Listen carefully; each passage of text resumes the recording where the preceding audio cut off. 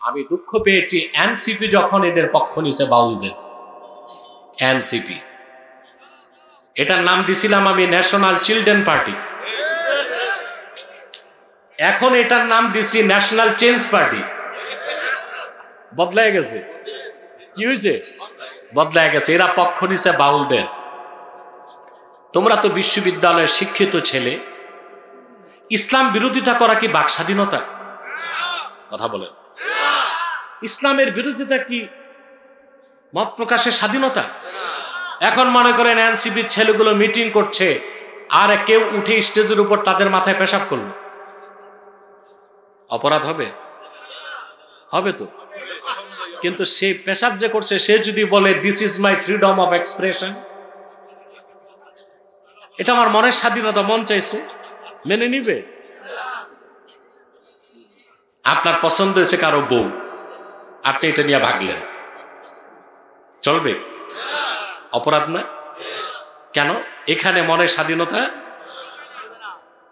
আল্লাহর শানে, রাসূলুল্লাহর শানে, ইসলামের শানের খেলাফ কোন বক্তব্য বাক স্বাধীনতা নয়, এটা ইসলাম দ্রোহিতা। এটার একমাত্র শাস্তি হচ্ছে মৃত্যুদণ্ড কার্যকর করা। এখন বুদ্ধিজীবী আছে না আমাদের দেশে? গত 16 বছর দেখছি এক টাইপের বুদ্ধিজীবী, নাস্তিক টাইপের বুদ্ধিজীবী, আর এখনো বুদ্ধিজীবী আছে আস্তিক বুদ্ধিজীবী, কিন্তু মুসলিম না। আমার দেশের সবচেয়ে বড় অভিশাপ হচ্ছে এই বুদ্ধিজীবীরা। আগে যারা বুদ্ধিজীবী ছিল, ভারতের রয়ের টাকা খেয়ে তারা হিন্দুস্তানের দালালি করেছে। এখন যারা বুদ্ধিজীবী, তারা মার্কিন যুক্তরাষ্ট্রের এজেন্ডা বাস্তবায়ন করছে। তারা হচ্ছে সিআইএর দালাল। তার মধ্যে সবচেয়ে বড় দালাল হচ্ছে ফরহাদ মজহার। দেখছেন তার সুরত কি দেখা যায়? ইসলাম কি বিশ্বাস করে না, ও লালনের ধর্ম মানে। পক্ষ নিছে বাউলদের। কাদের? বাউলদের পক্ষ নিছে। আচ্ছা বলেন তো, আলেমরা কি বাউলদের সাথে পায়ে পাড়া দিয়ে লাগছে? বাউলদের একটা শয়তান সর্দার আছে, এটা এখন জেলে। সে মহান আল্লাহর শানে চরম বেয়াদবি করছে। আপনাদের কষ্ট লাগে নাই? কিন্তু দুঃখ আমার, আপনারা যারা সুন্নি দাবিদার তারা মাঠে নামলেন না, যাদের ওহাবি বলেন ওরাই নামছে। কেমন সুন্নি আপনারা? মিষ্টি খাবার সুন্নি, নামলেন না কেন মাঠে? আল্লাহর শানে, রাসূলুল্লাহর শানে যখন বেয়াদবি হয়, কোন আশিকে রাসূল ঘরে বসে থাকতে পারে না, মাঠে নামবে। আলেমরা মাঠে নামছে, ওরে জেলে ভরছে। ওরে জেলে দেওয়াতে খেপে গেছে ফরহাদ মজহার, কারণ ওডিজো বাউলদের নেতা। এক সাক্ষাৎকারে যে ফরহাদ মজহার বলে, এনায়েতুল্লাহ আব্বাসীকে অ্যারেস্ট করে না কেন সরকার, আমাকে অ্যারেস্ট করে না কেন, আমি নাকি দেশে উস্কানি দিই।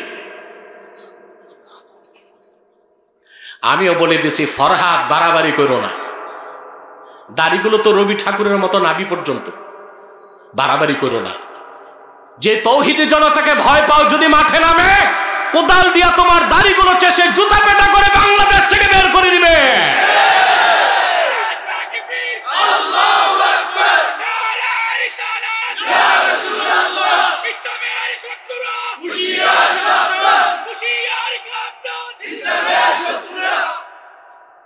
বলে বাক স্বাধীনতা, কি বলে?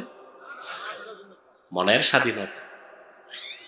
আচ্ছা ভাই, বাক স্বাধীনতার কি সীমা থাকবে না? সীমা যদি না থাকে, বুঝলেন, ওটা কি বাক স্বাধীনতা না বাক স্বেচ্ছাচারিতা? যা খুশি তাই কি বলা যায়? যা খুশি তা বলা মানুষের কাজ না পাগলের কাজ? মনে যা আসলো তাই কি করা যায়?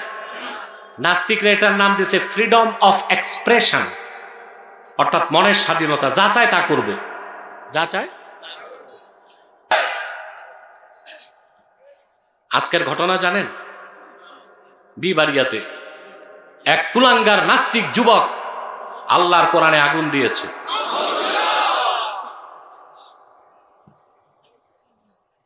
শুধুমাত্র পুলিশ তারে অ্যারেস্ট করছে, কোনো শাস্তি নাই। কিছুদিন পর দেখবেন জামিন নিয়ে বেরিয়ে গেছে।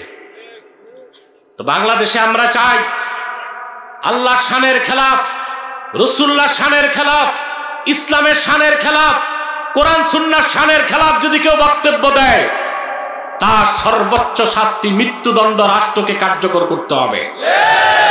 এটা আপনারা চান? কারা কারা চান হাত তুলে দেখান।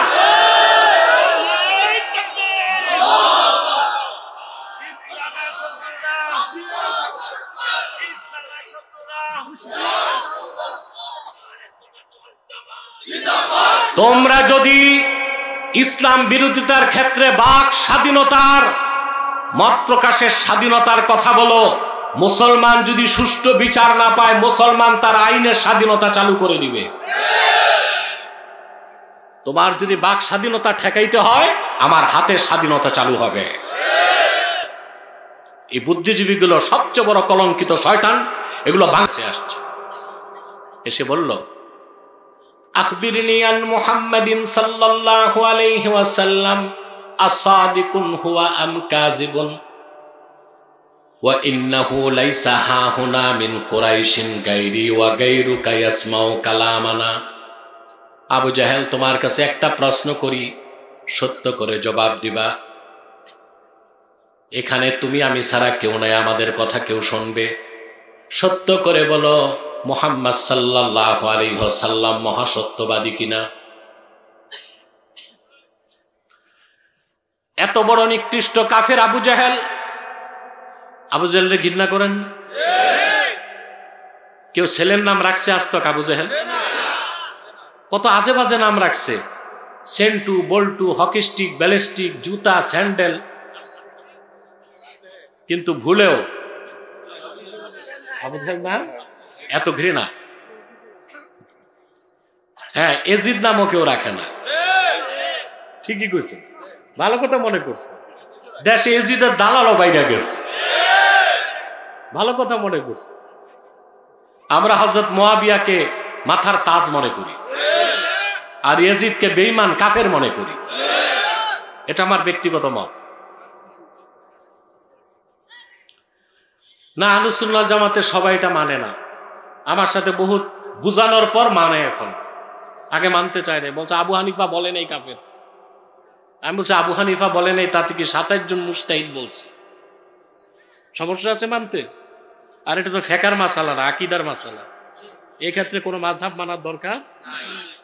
কথা শুনতেছেন প্রিয় বন্ধুগণ?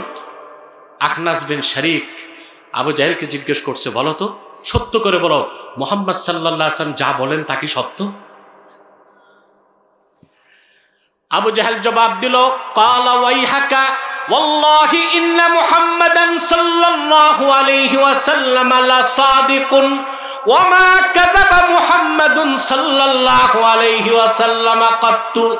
কাবার মালিক আল্লাহর কসম করে আমি আবু জাহেল সাক্ষ্য দিচ্ছি, নিশ্চয়ই মুহাম্মদ সাল্লাল্লাহু আলাইহি ওয়াসাল্লাম মহাসত্য নবী, কোনদিন তিনি একটা অক্ষর মিথ্যা কথা বলেন নাই। সাক্ষ্য কার? ঈমান আনছে? কারণ হেদায়েত কার হাতে? সে সত্যকে চিনতে পারছে। আল্লাহ সত্য, রাসূলুল্লাহ সত্য, কোরআন সত্য, সব বুঝছে, ঈমান। আরেকটা দৃষ্টান্ত দেই, কথা বলেন। ঘুমাচ্ছেন? দেখবো কে কে ঘুমান, হাত উঠান। বাহ,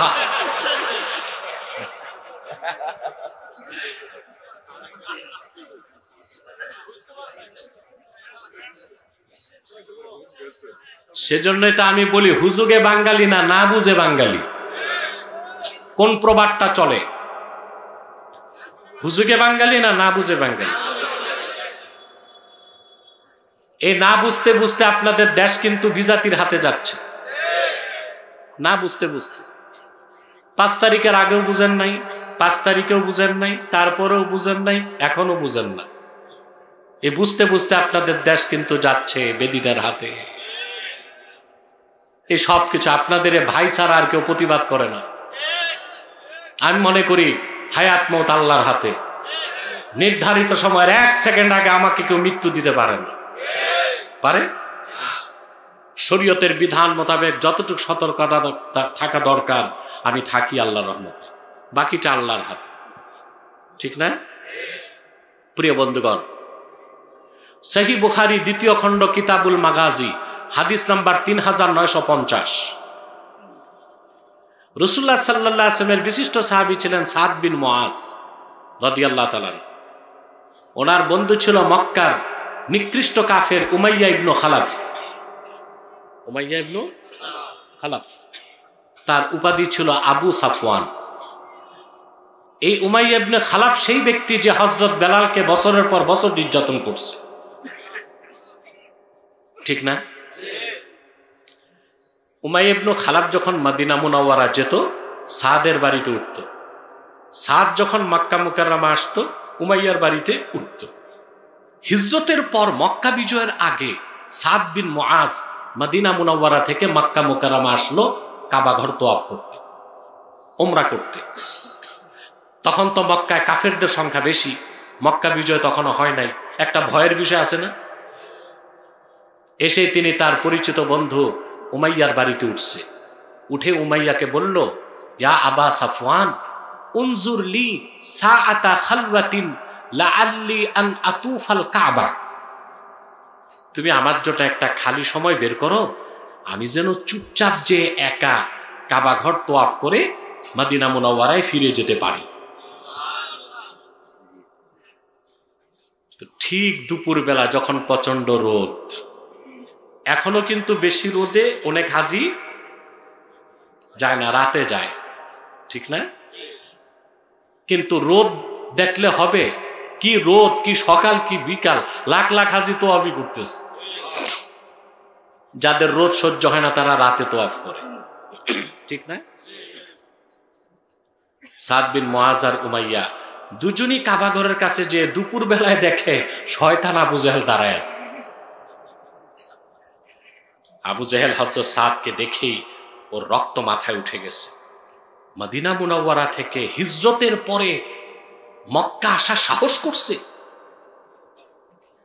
তো উমাইয়াকে জিজ্ঞেস করতেছে আবু জেহেল, ইয়া আবা সাফওয়ান, মান হাযা মাআক, তোমার সাথে এই লোককে? ও চিনে কিন্তু রাগে পরিচয় দিচ্ছেন। বলে, আমার বন্ধু সাদ বিন মুআজ উমরা করতে আসছে। তা আবু জেহেল বলল, যদি তোমার সাথে না থাকতো সে কিভাবে উমরা করে মদিনা মুনাওয়ারায় সুস্থ ফিরে যায় আমি দেখতাম। মুসলমান মুমিন আল্লাহ ছাড়া কাউকে ভয় পায় না। এবার হযরত সাদ বজ্রকণ্ঠে বললেন, আবু জেহেল, তাহলে আমিও দেখতাম মদিনা মুনাওয়ারার পথ হয়ে কিভাবে তুমি ব্যবসা করতে শাম দেশে যাও। আল্লাহু আকবার। মুমিন আল্লাহ ছাড়া কাউরে ভয় পায়? নেতাকে ধমক দিছে শুনে উমাইয়ার খারাপ লাগছে, কারণ আবু জেহেল ছিল ফার্স্ট ইন কমান্ড, উমাইয়া ছিল সেকেন্ড ইন কমান্ড।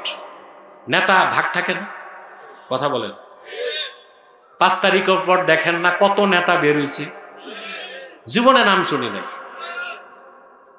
এই উৎপাতগুলো বেড়ে গেছে নারায়ণগঞ্জে, বিশাল মোটর বহর। কে যাচ্ছে? হুজুর চিনবেন না, এটা হকি স্টিক বল্টু। তো পিছনে কারা? বলে এরা পাতি নেতা, সাথী নেতা, উপনেতা, এরাও নেতা। এরাও কি? আবু জাহেল ছিল ফার্স্ট ইন কমান্ড, উমাইয়া ছিল সেকেন্ড ইন কমান্ড। হযরত সাদ ধমক দিছেন আবু জাহেলকে, খারাপ লাগছে কার? উমাইয়া। সে বলল, লা তারফা সাউতাকা আলা আবিল হাকাম সাইয়্যিদি আহলিল ওয়াদি। সাদ, এই উপত্যকার নেতা আবু জেহেল, তার সাথে তুমি জোরে কথা বলো না, সে আমাদের নেতা। হযরত সাদ তখন বললেন, তুমি নেতা নিয়ে আসো, নিজের খবর রাখো। বলে, আমার আবার খবর কি? সাদ বিন মুআজ বললেন, আল্লাহর হাবিবের নূরের জবান থেকে আমার 2 কানে শুনেছি, তিনি বলেছেন তিনি তোমাকে হত্যা করবেন, অর্থাৎ রাসূলুল্লাহর সাহাবীগণ তোমাকে হত্যা করবেন। উমাইয়া ইবনে খালাফ নিকৃষ্ট পর্যায়ের কাফের ছিল, ইসলাম আনে নাই, গ্রহণ করে নাই, কিন্তু সে জানতো মুহাম্মদ সাল্লাল্লাহু আলাইহি সাল্লাম যা বলেছেন তার কোনো ব্যতিক্রম নাই। স্তম্ভিত হয়ে দাঁড়ায় গেছে এবং বলল আমাকে হত্যা করা হবে মক্কায় না মক্কার বাইরে। রাসূলুল্লাহর কথাটা সরাসরি শুনে নাই, তার বন্ধুর মাধ্যমে শুনেছে, কিন্তু রাসূলুল্লাহর কথার প্রতি কি অগাধ বিশ্বাস ছিল। আমি কি বুঝাতে চাচ্ছি? কোথায় হত্যা করা হবে? সাদ বললেন আল্লাহ রাসূল এইটা বলেন নাই। একদিকে নেতা, আরেকদিকে বন্ধু, দুইটারে ছেড়ে দিছে এক দৌড় বাড়িতে। বাড়িতে যে চিৎকার করে ডাকতেছে, ইয়া উম্মা সাফওয়ান, সাফওয়ানের মা তুমি কই? ইমানদার বিপদে পড়লে আল্লাহকে ডাকে, সাধারণ মানুষ বিপদে পড়লে মাকে ডাকে, আর কিছু মানুষ আছে বিপদে বউকে ডাকে, আছে না? কিছু কিছু বউ ভক্ত মানুষ আছে তো, কথা বলে। আপনাদের মধ্যে আছে কিনা জানি না। না, আপনারা তো বৃহত্তর কুমিল্লার মানুষ না। কুমিল্লার মানুষ তো 8 বছর 10 বছর বিদেশ থাকে, খবর রাখে না বউয়ের। একই খাসলত তো চাঁদপুরেরও, বিদেশ করে বেশি, 8 বছর 10 বছর খবর নাই। সরকার জরিপ করে দেখছে সবচেয়ে বেশি তালাক হয় কুমিল্লায়, সবচেয়ে বেশি তালাক হয়, আর সবচেয়ে বেশি বউ পিটায় বরিশালের মানুষ, সেকেন্ড হচ্ছে খুলনা। এর কারণ হচ্ছে কুমিল্লায় তালাক বেশি হয়, অধিকাংশ প্রবাসী, আর বউকে দেয় স্মার্টফোন, অ্যাকাউন্ট মায়ের নামে না বউয়ের নামে, আর বউ থাকে মায়ের কাছেও না শাশুড়ির কাছেও না, থাকে একা। বলেন তো শয়তান কয়টা আছে ওটার সাথে? 10 বছর পরে এসে দেখে হায় আফসোস, ঘরের বিছানাও খালি, ব্যাংকের অ্যাকাউন্টও খালি। কুতকুতি বেগম আরেকজনের সাথে ভাগছে। অবশ্যই স্ত্রীকে পূর্ণ মর্যাদা অধিকার দিতে হবে, কিন্তু তা কখনো মায়ের উপরে যাবে না, ঠিক না? কথায় কথায় বললাম, মুমিন বিপদে ডাকে কাকে? সাধারণ মানুষ ডাকে মাকে, আর কিছু মানুষ ডাকে। ওই যে আপনার উমাইয়া ইবনে খালাফ, সে তার বউকে ডাকতেছে, ইয়া উম্মা সাফওয়ান, সাফওয়ানের মা জলদি আস। বউ তো হন্তদন্ত করে ছুটে এসেছে, কি হয়েছে তোমার? বলে আমার বন্ধু সাদ মদিনা মুনাওয়ারা থেকে এসেছে, সে আমাকে বলেছে মুহাম্মদ সাল্লাল্লাহু আলাইহি ওয়াসাল্লাম বলেছেন আমাকে হত্যা করা হবে। এক জাররা সন্দেহ তার বউও করলো না, শুধু জিজ্ঞেস করলো মক্কায় না মক্কার বাইরে। বলে সাদ এটা বলে নাই, কারণ রাসূলুল্লাহ বলেন নাই। উমাইয়া ইবনে খালাফ বুখারী শরীফ সাক্ষী, সে তার বউকে বলল তুমি সাক্ষ্য থাকো, ওয়াল্লাহি লা আখরুজু মিন মক্কা, আল্লাহর কসম আজ থেকে আর কোনোদিন আমি মক্কার বাইরে যাব না। কিছুদিন পরে শুরু হয়ে গেল বদর যুদ্ধের দামামা। আবু জেহেল ঘরে ঘরে যায় সৈন্য রিক্রুট করতে। কি করতে? সৈন্য জোগাড় করতে গেছে। ও তো নেতা, গেছে ছোট নেতার কাছে, উমাইয়ার কাছে, যে বলল বদর যুদ্ধে রওনা দিব অমুক তারিখ। উমাইয়ার মনে পড়ছে সাদের কথা, বলে না দোস্ত, আমার শরীরটা ভালো না, কারণ সে তো আগেই কসম করছে কখনো মক্কার বাইরে। আবু জাহেল ছিল দুষ্ট নেতা, পামপট্টি দিয়ে রাজি করায় ফেলছে। সে বলছে ঠিক আছে আমি চিন্তা করব, যাব। আবু জাহেল চলে যাবার পর আবু সাফওয়ান উমাইয়া ইবনে খালাফের বউ এসে তাকে বলল, তুমি কি ভুলে গেছো সাদ তোমাকে বলে গেছেন মুহাম্মদ সাল্লাল্লাহু আলাইহি সাল্লাম বলেছেন তোমাকে হত্যা করা হবে? উমাইয়া ইবনে খালাফ বলল, আমি তো ওরে একটা বুঝ দিয়েছি, আমি বের হব আবার চলে আসব। হাদিস সাক্ষী দেয় ভাইরা, উমাইয়া ইবনে খালাফ মক্কা থেকে বের হয়ে আর ফিরতে পারে না, আল্লাহ তারে বদর পর্যন্ত নিয়ে গেলেন। বদরুদ্দিন আইনি উমদাতুল কারিতে লেখেন, ফাকাদ্দারাল্লাহু কাতলাহু বিয়াদি বিলালিন মুআজ্জিনি রাসূলিল্লাহ সাল্লাল্লাহু আলাইহি ওয়াসাল্লাম, যে বেলালকে উমাইয়া বছরের পর বছর নির্যাতন করেছে, উমাইয়াকে আল্লাহ বদর পর্যন্ত নিয়ে গেলেন, বেলালের হাতে উমাইয়ার মৃত্যু আল্লাহ নির্ধারণ করলেন।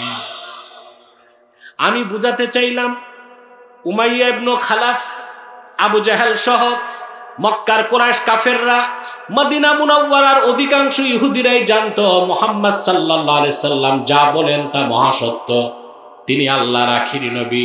কিন্তু তাদের অধিকাংশই ঈমান আনতে পারে নাই, কারণ হেদায়েত আল্লাহর হাতে। নিদর্শন দেখলে, মহাসত্যকে চিনলে হেদায়েত পাবে কি পাবে না নির্ধারণ কে করেন? জোরে বলেন। সেজন্য আল্লাহ তাআলা বলেছেন, ইন্নাল্লাহা ইউদিল্লু মান ইয়াশাউ ওয়া ইয়াহদি ইলাইহি মান আনাব। নিশ্চয় আল্লাহ যাকে ইচ্ছা তারে পথভ্রষ্ট করেন, আর যাকে চান তারে হেদায়েত দিয়ে হেদায়েতের শেষ মঞ্জিলে পৌঁছায় দেন। এখন একটা প্রশ্ন, আল্লাহ কাদেরকে আদর করে হেদায়েতের পথে টেনে দেন? আল্লাহ বলেছেন, আল্লাযীনা আমানু ওয়া তাতমাইন্নু কুলুবুহুম বিযিকরিল্লাহ। যারা ঈমান এনেছে আর আল্লাহর জিকিরে যাদের অন্তর সমূহ প্রশান্ত হয়ে যায়, তাদেরকে আল্লাহ আদর করে হেদায়েতের শেষ মঞ্জিলে পৌঁছায় দেয়। বলেন সুবহানাল্লাহ। খুব সূক্ষ্ম একটা বিষয় বলবো, আমি জানি না আপনারা গ্রামগঞ্জের মানুষ নিতে পারবেন কিনা আমার কথাটা, কিন্তু বলছি। অনেক আলেম ওলামা আছে, শিক্ষিত যুবকরা আছে, যারা ঈমান আনছে তাদের আবার আল্লাহ হেদায়েত করবেন কেন? আল্লাহ বলেছেন, আল্লাহ কাদেরকে হেদায়েত করে হেদায়েতের শেষ মঞ্জিলে পৌঁছান? আল্লাযীনা আমানু ওয়া তাতমাইন্নু কুলুবুহুম বিযিকরিল্লাহ। যারা ঈমান এনেছে আর আল্লাহর জিকিরে যাদের অন্তরসমূহ প্রশান্ত হয়। জবাবটা হচ্ছে, সবার ঈমান একরকম। ঈমান আনার দিক থেকে সাহাবায়ে কেরামের ঈমান যেমন ছিল, আমাদের ঈমানও ওই রকম। পার্থক্য হয় ইয়াকিনে। পার্থক্য কি? ঈমান হচ্ছে ইকরার বিশ শাহাদা, ইকরার বিশ শাহাদাতাইন, কালেমাকে উচ্চারণ করা, আর তাসদিক বিল জানান, অন্তরে বিশ্বাস করা। এই যে কালেমাকে অন্তরে বিশ্বাস, এটাকে ইয়াকিন বলে। কি বলে? সবার ইয়াকিন সমান হয় না। বান্দা ঈমান আনার পরে তার ইয়াকিন হয় ইলমুল ইয়াকিন। আল্লাহ যখন হেদায়েত করেন তখন হয়ে যায় আইনুল ইয়াকিন। আল্লাহ যখন চূড়ান্ত হেদায়েত করেন বান্দার ইয়াকিন হয়ে যায় হাক্কুল ইয়াকিন। ঈমান আনার পরে যারা আল্লাহর জিকিরে যাদের অন্তর প্রশান্ত হয়, আল্লাহ তাদের ইয়াকিনকে বাড়াতে বাড়াতে চূড়ান্ত পর্যায়ে নিয়ে যান। তখন তাদের অন্তরটা ঈমান পরিপূর্ণ হয়ে যায়, আর আল্লাহর জিকিরে তাদের অন্তরে ইয়াকিনটা চূড়ান্ত হয়ে যায়। তখন ঈমান আর ইসলামের প্রত্যেকটা বিষয় চোখে দেখলে যেভাবে বিশ্বাস করা হয়, ওইভাবেই মুমিনরা গায়বী ভাবে বিশ্বাস করে। বলেন সুবহানাল্লাহ। এই হেদায়েত কে করেন? যেমন আমি একটা উদাহরণ দিই, আল্লাহ মৃত্যুর পর জিন্দা করবেন, জোরে বলতে হবে। বিশ্বাস করি, কিন্তু এই ইয়াকিন বা বিশ্বাস সবার কি সমান? ঈমান ঠিক সমান, ঈমান, কিন্তু ইয়াকিন সমান না। দেখেন না আমাদের রাজপথে মিছিল হয়, বাঁচলে গাজী মরলে শহীদ, পুলিশ এসে গুলি করছে ঠুস, রাজপথ ফুস, কেউ নাই। এতক্ষণ স্লোগান দিচ্ছে কি, বাঁচলে গাজী মরলে শহীদ, এক ঠুসে সব ফুস। তাহলে বোঝা যায় ইয়াকিনটা পুরা মাত্রায়। আমি একটা দৃষ্টান্ত দিচ্ছি আপনাদেরকে। হযরত ইব্রাহিম আলাইহিস সালাম, তিনি একদিন আল্লাহকে ডাক দিয়ে বললেন, সূরা বাকারায় আল্লাহ তাআলা কথাগুলো বলে দিয়েছেন। আল্লাহ রাব্বুল আলামিন বলেন, ওয়া ইয ক্বালা ইব্রাহিম রাব্বি আরিনি কাইফা তুহইল মাউতা ক্বালা আওয়ালাম তুমিন ক্বালা বালা ওয়ালাকিন লিয়াতমাইন্না কলবি। হযরত ইব্রাহিম একদিন আল্লাহকে ডেকে বললেন, আল্লাহ তুমি আমাকে চোখে দেখাও কিভাবে তুমি মৃতকে জিন্দা করো। তা আল্লাহ পাল্টা প্রশ্ন করছেন,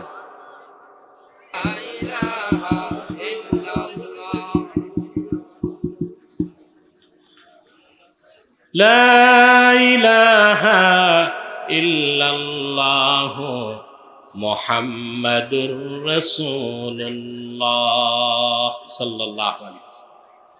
এই যে কারেন্ট চলে গেল আর কিছু মানুষ উঠলেন, কি মনে করে উঠলেন যে মাহফিল হয়ে গেছে?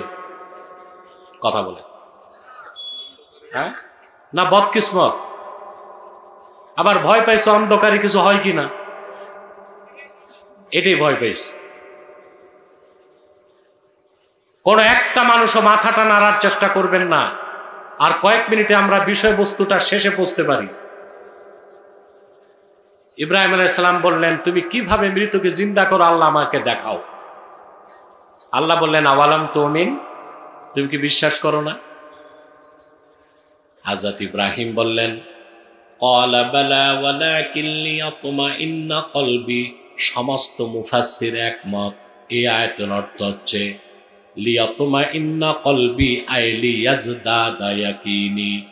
আল্লাহ বিশ্বাস করি তুমি মৃতকে জিন্দা করবা, কিন্তু চোখে দেখাইলে আমার ইয়াকিনটা বেড়ে যাবে।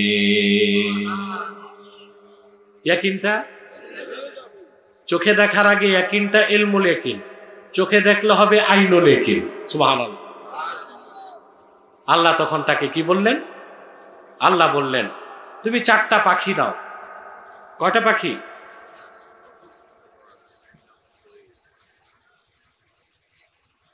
আল্লাহ পাক বললেন, ফাখুদ আরবাআতাম মিনাত তায়রি ফাসুরহুন।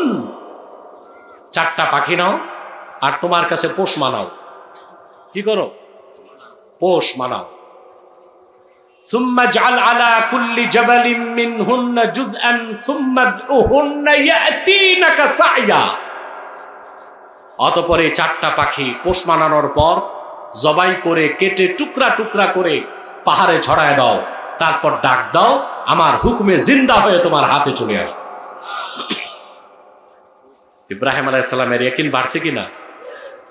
আমার ভাইয়েরা, ইব্রাহিম আলাইহিস সালাম চোখে দেখে যে ইয়াকিনটা বাড়ালেন, আল্লাহ তার হাবিব মুহাম্মদ সাল্লাল্লাহু আলাইহি সাল্লামের মাধ্যমে যে কোরআন পাঠালেন ১৫০০ বছর আগে, এই কোরআন পড়ার মাধ্যমে ইব্রাহিম নবী দেখে যে ইয়াকিন লাভ করেছেন, উম্মতে মুহাম্মাদি না দেখে সেই ইয়াকিন লাভ করবে। সেজন্য আল্লাহ বলেছেন, আলা বিযিকরিল্লাহি তাতমাইন্নুল কুলুব। সাবধান জেনে রেখো, মুমিনদের অন্তর প্রশান্ত হয় আল্লাহর জিকিরে। এই জিকিরটা সকাল বিকালের জিকির নয়, এই জিকির 30 পারা কোরআন।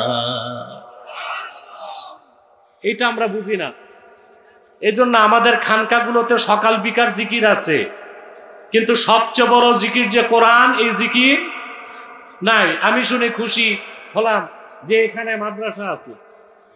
কি আছে? তার মানে সবচেয়ে বড় জিকির আছে।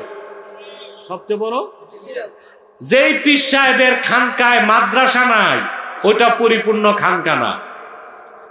কি বলে? সকাল সন্ধ্যার জিকির হচ্ছে নফল। আমি মুনাজাত করে দিই, আপনাদের তো মনোযোগ পাচ্ছি না। এই দিক তাকান, আর কয়েক মিনিট। সকাল সন্ধ্যার জিকির হচ্ছে নফল। কাবা শরীফ তোয়াফ করাও জিকির, সেটা ফরজ। সাফা মারওয়ায় দৌড়ানোটা জিকির, সেটা ওয়াজিব। 5 ওয়াক্ত নামাজের আজানটাও জিকির, সেটা সুন্নাত। আবার 5 ওয়াক্ত নামাজ হচ্ছে জিকির, এটা ফরজ। আর 30 পারা কোরআনটাকেও আল্লাহ জিকির বলেছেন, এটা ঈমান। সকাল বিকাল জিকির আছে, কোরআনের বিশ্বাস নাই, ওটা তো মুসলমানই না। মুসলমান হবে? বাউলরা জিকির করে না, কথা বলেন, ঈমান নাই, আল্লাহর কোরআনই বিশ্বাস করে না, শরীয়তকে বিশ্বাস করে না, তথাকথিত লালনের ধর্ম বিশ্বাস করে। সকাল বিকালের জিকির হচ্ছে নফল। সকাল বিকালের জিকির হচ্ছে নফল। এই জিকির যে বাদ দিবে সে গুনাহগার হবে না, সৌভাগ্য থেকে বঞ্চিত হবে। 5 ওয়াক্ত নামাজটা জিকির যে বাদ দিবে সে কাফের হবে না, ফাসেক হবে। আর কোরআন হচ্ছে এমন একটা জিকির, এই কোরআনের বিসমিল্লাহর বা থেকে মিনাল জিন্নাতি ওয়ান নাসের সিন পর্যন্ত কোন একটা বাক্যের, কোন একটা শব্দের একটা অক্ষরকে যে অস্বীকার করবে সে কাফের হয়ে যাবে। সবটাই জিকির, সবটাই কি? একটা নফল, একটা ওয়াজিব, একটা সুন্নত, একটা ফরজ আর একটা ঈমান। এই কোরআনকে আল্লাহ জিকির বলছেন। আল্লাহ পাক বলেন ওয়ামান আ'রাদা আন যিকরি ফাইন্না লাহু মাঈশাতান দানকা ওয়া নাহশুরুহু ইয়াওমাল কিয়ামাতি আ'মা قال رب لم حشرتني أعمى وقد كنت بصيرا আল্লাহ রাব্বুল আলামিন বলেন ওয়ামান আ'রাদা আন যিকরি, যে ব্যক্তি আমার এই জিকির থেকে মুখ ফিরায় নিল, ফাইন্না লাহু মাঈশাতান দানকা, তার জন্য রয়েছে একটা সংকুচিত রিজিক, ওয়া নাহশুরুহু ইয়াওমাল কিয়ামাতি আ'মা, আমি সেই হতভাগাকে হাসর ময়দানে কবর থেকে উঠাবো অন্ধ বানায়া। সে বলবে রব্বি ক্বালা রব্বি লিমা হাশারতানি আ'মা, হে আমার রব তুমি আমাকে অন্ধ করে কেন উঠালা? ওয়াকাদ কুনতু বাসীরা, আমি তো চক্ষুষ্মান ছিলাম। আল্লাহ বলবেন আমার হাবিব মুহাম্মদ সাল্লাল্লাহু আলাইহি সাল্লামের মাধ্যমে আমি হেদায়েতের বাণী কোরআন পাঠিয়েছিলাম, আমার সেই জিকিরটা তুমি ভুলেছিলা, আজকে আমি আল্লাহ তোমাকে ভুলে আসি। এখন যে জিকিরে অন্তর প্রশান্ত হয় সেটা হচ্ছে কোরআন। সেটা কি? আলা বিযিকরিল্লাহি তাতমাইন্নুল কুলুব। এই কোরআন যত মানুষ পড়বে, আমল করবে, আল্লাহ হেদায়েতের এক একটা স্তর তাকে পার করাতে থাকবে। এক সময় হেদায়েতের শেষ মঞ্জিলে তারে পৌঁছায় দিবেন, তার ঈমান হয়ে যাবে পরিপূর্ণ, তার ইয়াকিন হয়ে যাবে চূড়ান্ত, তার অন্তরটা হয়ে যাবে নূরের টুকরা। বলেন সুবহানাল্লাহ। এটি তো আসল। কোনটা আসল? কলব। এটার বহু বচন আল্লাহ বলেছেন কুলুব। কোনো সমস্যা আছে? না না, কোন, এটার বহু বচন কি? কুলুব, কলব, কলব। এই বাম বুকের 2 আঙ্গুল নিচে কি গোশতের টুকরা আছে না? নামটা কি? না, অনেক উচ্চারণ করতে পারে না, বলে কালব। কালব মানে কুত্তা, এটা হবে কল। কি হবে? কল। এটাই আসল। 2023 সাল পর্যন্ত বিজ্ঞান বলেছে the vital organ of human body is brain. মানুষের দেহে সবচেয়ে জরুরি অঙ্গ হচ্ছে মাথা। 2024 এসে বিজ্ঞান তার মত চেঞ্জ করে বলছে না, the vital organ of human body is heart. মানুষের দেহের মূল জরুরি অঙ্গ হচ্ছে দিল। বিজ্ঞান বলেছে এখন, আমার প্রিয় রাসূল বলেছেন ১৫০০ বছর আগে, আল্লাহর হাবিব বলেছেন আলা ওয়া ইন্না ফিল জাসাদি মুদগাহ, সাবধান জেনে রেখো মানুষের দেহে একটি গোশতের টুকরা আছে, ইদা সালাহাত সালাহাল জাসাদু কুল্লুহ ওয়া ইদা ফাসাদাত ফাসাদাল জাসাদু কুল্লুহ আলা ওয়াহিয়াল কলব। সেই গোশতের টুকরা যখন ভালো হয়ে যায় পুরা মানুষটা ভালো হয়ে যায়, গোশতের টুকরা যখন খারাপ হয়ে যায় পুরা মানুষটা খারাপ হয়ে যায়। সাবধান জেনে রেখো সেই গোশতের টুকরার নাম কলব। সেই গোশতের টুকরার ভিতরে যখন কোরআন প্রবেশ করবে সেটা পবিত্র হয়ে যাবে, ইয়াকিন বাড়তে বাড়তে ঈমান পরিপূর্ণ হয়ে যাবে। আর যখন কোরআনের জিকির সে অন্তরে থাকবে না, মুখে দিনরাত আল্লাহর জিকির করলে কোনো লাভ হবে না। লাভ হবে? লাভ হবে। তাহলে যে জিকিরের মাধ্যমে ইতমিনানে কলব, স্যাটিসফ্যাকশন অফ মাইন্ড, যে ইতমিনানটা ইব্রাহিম আলাইহিস সালাম চোখে দেখে পাইছেন, উম্মতে মুহাম্মাদি শুধু কোরআন পড়ার মাধ্যমে সেই ইয়াকিন লাভ করবে। বলেন সুবহানাল্লাহ। ইয়াকিন যখন অন্তরে বাড়ে, একই দিলটা পবিত্র হতে থাকে, বড় হতে থাকে, তখন মুমিনের হৃদয়টা আল্লাহর আকাশের চেয়ে বেশি প্রশস্ত হয়ে যায়। বলেন সুবহানাল্লাহ। আমরা এই কথাগুলো মানবো, আমল করব, কোরআন ভিত্তিক জীবন গঠন করব ইনশাআল্লাহ। আল্লাহ যেন আমাদেরকে কবুল করেন, মঞ্জুর করেন। বলুন আল্লাহুম্মা আমিন। আজকে এতটুকুই। আসুন আমরা একটু সালাত ও সালাম করে দোয়া করি, যেন আল্লাহ আমাদের দোয়াকে কবুল করেন মহব্বতে। সাল্লাল্লাহু আলা সাল্লাল্লাহু আলাইহি সাল্লাল্লাহু আলা মুহাম্মাদ আলহামদুলিল্লাহি রাব্বিল আলামিন ওয়াল আকিবাতু লিল মুত্তাকিন والصلاة والسلام على نبينا ونبي الأنبياء محمد صلى الله عليه وسلم رحمة للعالمين وعلى آله وصحبه أجمعين ربنا ظلمنا أنفسنا وإن لم تغفر لنا وترحمنا لنكونن من الخاسرين الله تعالى লতিফিয়া এনামিয়া কমপ্লেক্সের আজকের 34তম মাহফিলে তোমার অসংখ্য জাকের শাকের নেককার বান্দা নিয়ে হাত তুলেছি আল্লাহ। এতগুলো মানুষের মধ্যে যার দুটো হাত তোমার ভালো লাগে আল্লাহ, তার দুটো হাতের বিনিময়ে আমাদের জিন্দেগির গুনাহগুলো মাফ করে দাও। হৃদয়ের গভীর থেকে দোয়া করি আল্লাহ, তোমার আখিরি নবী নূর নবীজি আমার মুহাম্মদ মুস্তাফা সাল্লাল্লাহু আলাইহি ওয়াসাল্লাম আজ থেকে ১৫০০ বছর আগে দুনিয়ার থেকে বিদায় নিয়েছেন। হায়াতুন নবী হিসেবে জান্নাতুল ফেরদাউস রওজা মোবারকে বিশ্রাম নিয়েছেন।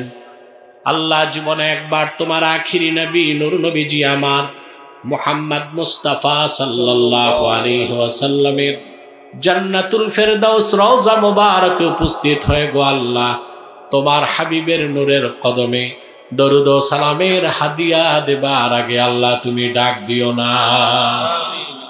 রব্বুল আলামিন একবার বা একাধিকবার যারা সোনার মদিনায় নূরের মদিনায় যেতে পেরেছি আল্লাহ, জীবনে বারবার তোমার আখিরি নবী নূর নবীজি আমার মুহাম্মদ মুস্তাফা সাল্লাল্লাহু আলাইহি ওয়াসাল্লামের নূরের শহর মদিনাতুল মুনাওয়ারা জিয়ারতের জন্য তাদের কপালটা খুলে দাও। হৃদয়ের গভীর থেকে দোয়া করি আল্লাহ, তোমার আখিরি নবী নূর নবীজি আমার মুহাম্মদ মুস্তাফা সাল্লাল্লাহু আলাইহি ওয়াসাল্লামের নূরের চেহারা মোবারক স্বপ্নে একবার দেখে গো আল্লাহ, জান্নাত ওয়াজিব হবার আগে তুমি ডাক দিও না। একবার বা একাধিকবার যারা আল্লাহ তোমার আখিরি নবী নূর নবীজি আমার মুহাম্মদ মুস্তাফা সাল্লাল্লাহু আলাইহি ওয়াসাল্লামের নূরের চেহারা মোবারক স্বপ্নে দেখার সৌভাগ্য লাভ করেছে আল্লাহ, জীবনে বারবার দেখার জন্য তাদের কপালগুলো তুমি জান্নাতি কপাল বানায় দাও। আল্লাহ আমাদের অনেকের বাবা নাই, অনেকের মা নাই, অনেকের বাবা মা একজনও নাই। যত মানুষের বাবা মা আত্মীয় স্বজন দুনিয়ার থেকে বিদায় নিয়ে অন্ধকার কবরে চলে গেছে আল্লাহ, সকল মুসলমান বাবা মার কবরকে আল্লাহ তুমি জান্নাতের বাগান বানায় দাও। রব্বুল আলামিন লতিফিয়া কমপ্লেক্সকে তুমি কবুল করে নাও। হাফেজ মাওলানা মেজবাহুল ইসলাম লতিফি মিরসরাই পীর সাহেব যে মিশন নিয়ে এগিয়ে যাচ্ছে তাকে সফলতা দান করো। যতটুক দক্ষতা যোগ্যতা ইখলাস দরকার তুমি তা ভিক্ষা দাও। আর এই কমপ্লেক্সের প্রতি এলাকার মানুষের হৃদয়কে খুলে দাও, হাতকে লম্বা করে দাও। এই মাহফিলের জন্য তোমার বান্দা যারা ধন দিয়েছে আল্লাহ, মন দিয়ে খেটেছে, নৈতিক সমর্থন করেছে, সকলের ধনবনকে কবুল করে আজকের মাহফিলটা তুমি নাজাতের জরিয়া বানায় দাও। রব্বুল আলামিন পর্দার আড়ালে আমার মা বোন যারা বসে আছেন তাদের প্রত্যেককে এক একটি সোনার সংসার হাদিয়া করে দাও। প্রত্যেক মা বোনকে আল্লাহ তুমি তাদের সংসারে বারাকা দাও। আমার কুমারী বোন যারা হাত তুলেছে তাদের প্রত্যেককে এক একজন ইমানদার চরিত্রবান সক্ষম যুবকের দ্বারস্থ করে দাও।